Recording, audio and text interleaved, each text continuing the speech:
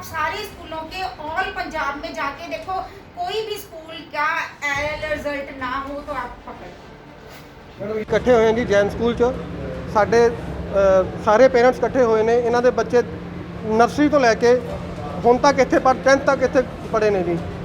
Nursery तो लैके 10th हुण तक सारिਆਂ ਦੇ रिजल्ट वधिया आंदे रहे हैं।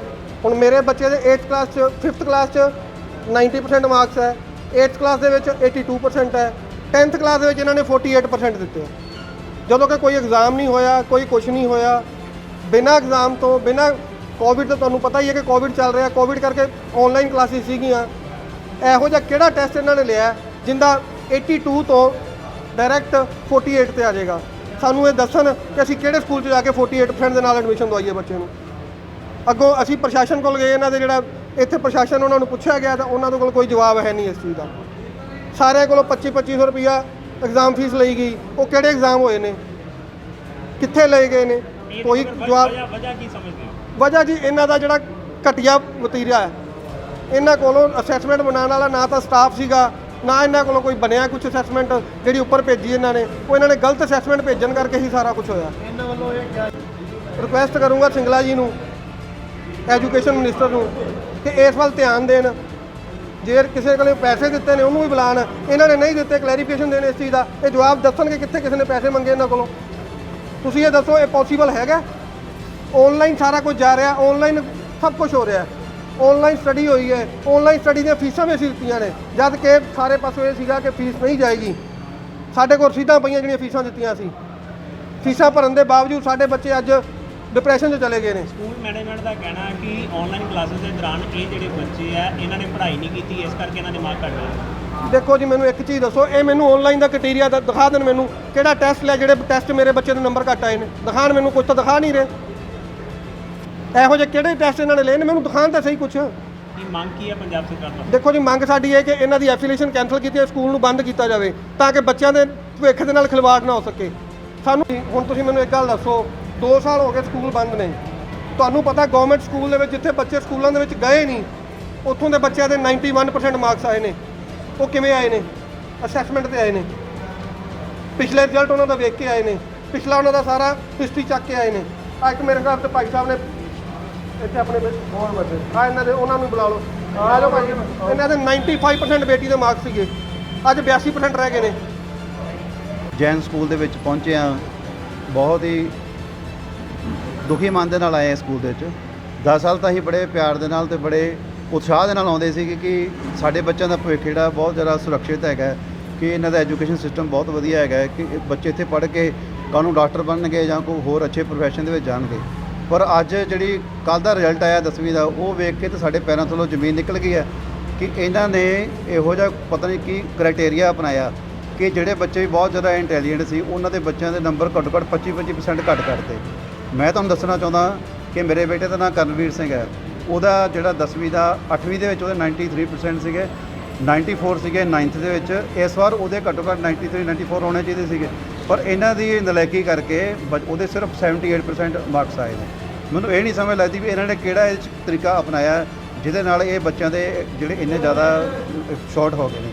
ਇਹਦੇ ਨਾਲ ਮੈਂ ਯੂਨੀਵਰਸਿਟੀ ਦੇ ਸਕੂਲ 'ਚ ਪੜ੍ਹਦਾ ਜੀ, ਅਤੇ ਮੇਰੇ ਜਿੰਨੇ ਵਾਰੀ ਮੈਂ ਇੱਥੇ ਪੜ੍ਹਿਆ ਕਲਾਸਾਂ, ਉਹਨਾਂ ਵਧੀਆ ਰਿਜ਼ਲਟ। ਹੁਣ 10th 'ਚ ਆ ਕੇ ਜਦੋਂ ਮੈਡਮਾਂ ਨਾਲ ਜਦੋਂ ਬੱਚੇ ਆਏ, ਥੋੜ੍ਹੀ ਬਹੁਤੀ ਸ਼ਰਾਰਤ ਚਲੋ ਕਰਦੇ ਹਾਂ।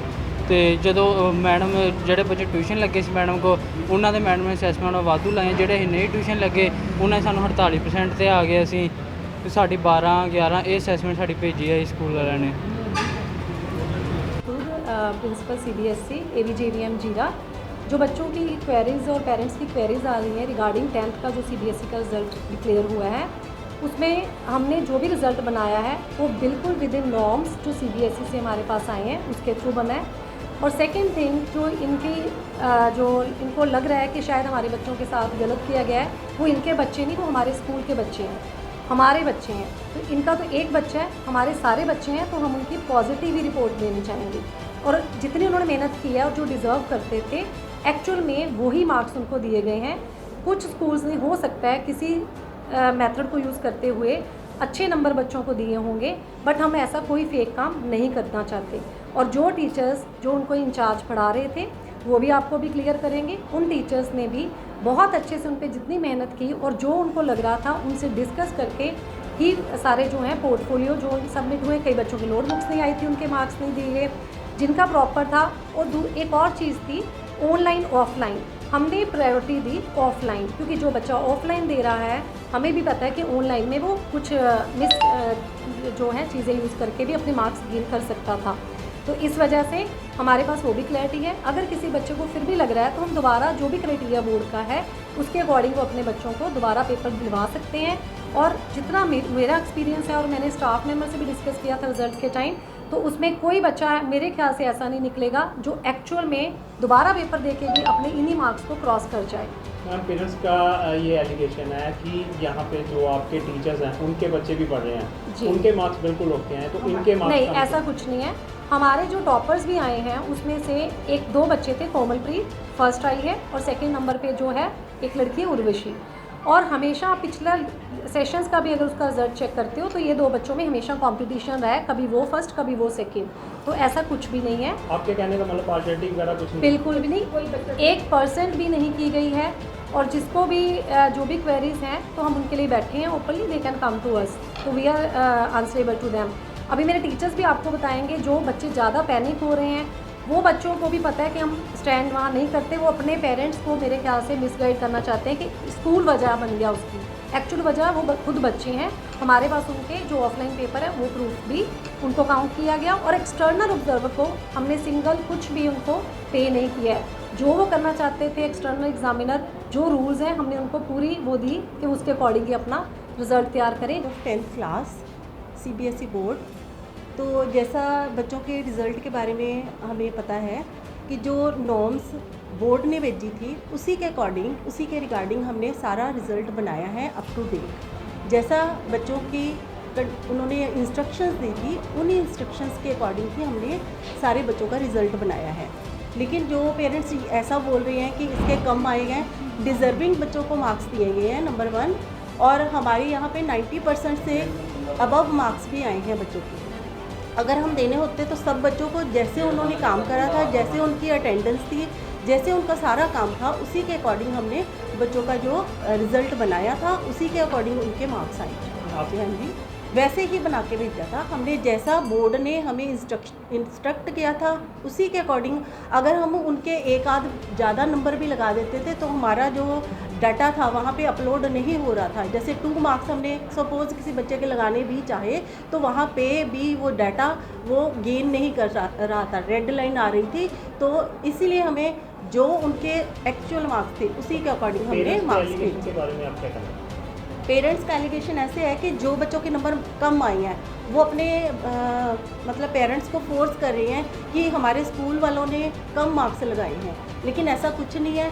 जो बच्चे डिजर्विंग जितने मार्क्स कर रहे थे उसी के अकॉर्डिंग उनके मार्क्स आए। आपकी बात का सीधा सीधा मतलब ये हो गया कि वो बच्चे डिजर्व नहीं करते? नहीं, ऐसा कुछ नहीं है। मैंने बोला जैसे जैसे उनके मार्क्स बोर्ड ने नॉर्म्स के मुताबिक हमारे से मंगवाए थे उसी के अकॉर्डिंग हमने वहाँ पे फीड करे हैं, वैसे ही हमारे उनके बच्चों के जैसे हम मार्क्स लगाए हैं वैसे ही उनके बच्चों के लास्ट टाइम मतलब लास्ट 3 ईयर जितने भी मार्क्स उसके अकॉर्डिंग ही लगेंगे।